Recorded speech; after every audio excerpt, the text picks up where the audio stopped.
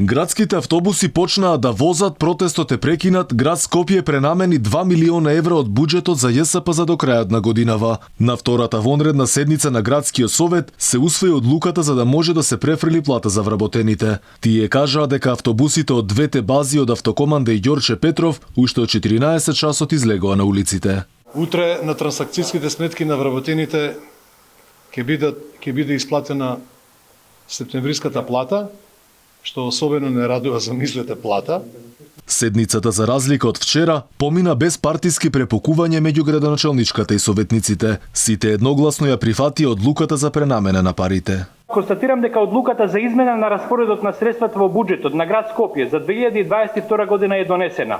Даниела Арсовска, одговорницата, денеска не се караше со советниците, туку ги замоли сите да најдат начин како да се помогне на ЈСП. По завршување на седницата, таа изрази жалење што за прв пат во историјата Скопје остана без јавен превоз. Одговорноста треба да ја побарате кај сите оние кои што во оваа држава не си ги плаќаат сметките, односно не плаќаат она кое што треба да го исплатат кон јавното сообраќајно претпријатие, за тоа може да функционира како што треба. Инаку уште од 4 часот и 30 минути изутрина автобуси немаше по улиците, а граѓаните беа оставени сами на себе да се снаоѓаат како да стигнат до работа, лекар, училиште. За прв пат скопјани останаа без градски превоз. Автобусите од јавното сообраќајно претпријатие од Скопје наместо на улица останаа во гаражи, поради тоа што персоналот за изминатиот месец немал земено плата. На автобуските станици граѓаните правеа голем метеж, кој се качува во веќе преполните приватни автобуси кои сообраќаа. Многу лошо, што не е тоа решение да они да не возат, за да народот овде испашта.